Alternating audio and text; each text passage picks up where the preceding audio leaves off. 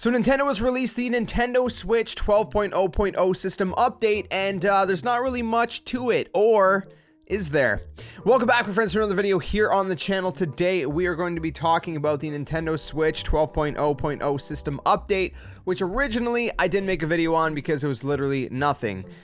Pretty much. I mean, this is literally Nintendo's official patch notes. They said we fixed the issue with the save data backup feature, where in rare cases, the automatic backup of save data is interrupted if a communication error occurs during completion of the save data backup process. That's literally all they said about version 12.0.0.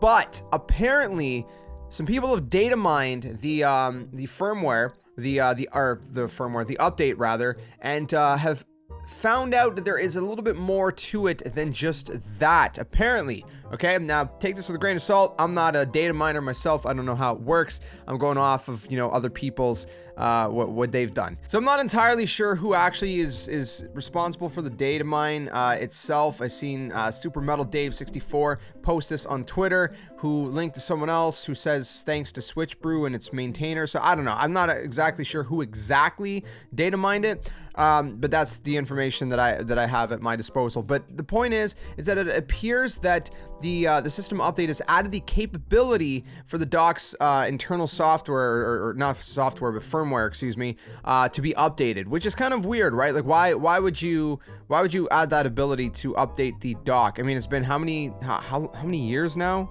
3, 4, 5. Wait, it came out 2017. 4 years. It's been 4 years.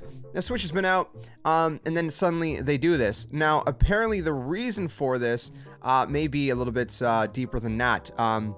Apparently, there's also this setting that they found, which is basically called Cradle Dock. So Cradle is in reference to the dock, and then there's a code name, Aula. I don't know if I'm pronouncing that right, AULA, which is apparently the codename for the new Nintendo Switch model, or new model of the dock, anyways. So very, very interesting, to say the very least. What's even more interesting about that idea and that concept is I mentioned a while ago, like not long after the Nintendo Switch came out. If you go back in my old videos, I mentioned this. I mentioned the idea of, or I posed the idea of, what if Nintendo came out with a brand new dock that was, somehow able to push 4K. And a lot of people were like, no, that's not possible. And I don't know, maybe it's not possible, but it kind of sounds like from this data mine that maybe it is possible, unless it just has to do with a new Switch and a new dock, which is obviously most likely, what's going to happen based on other rumors with apparently Samsung, creating an OLED screen for a new Nintendo Switch model, which again are all just rumors. But it's very interesting that all these rumors have been happening, and then all of a sudden this new update for the Switch comes out, which basically has almost next to nothing. And then data miners discover all this information that apparently links to some kind of, being able to update the firmware of the dock, and apparently a codename for the new Nintendo Switch model. So all of this kind of together is super, super interesting.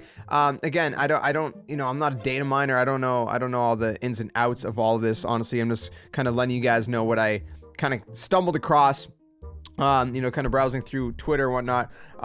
But it's crazy, man. It's crazy. And all of these rumors, if you stick them together, and they're all from like all these different angles, right? Like data mining, this new update, other sources from all these different kinds of sources that have said there's a new Nintendo Switch model. Like I said, with, the sources, other sources that were saying, Samsung is creating an OLED screen. I mean, there's a lot going on here that it really makes you wonder when. It's not a matter of if, but it's a matter of when. I mean, like everything, you gotta take it with a grain of salt, but I mean, it's just too much at this point for it to not be real. You know what I mean? It has to come at some point.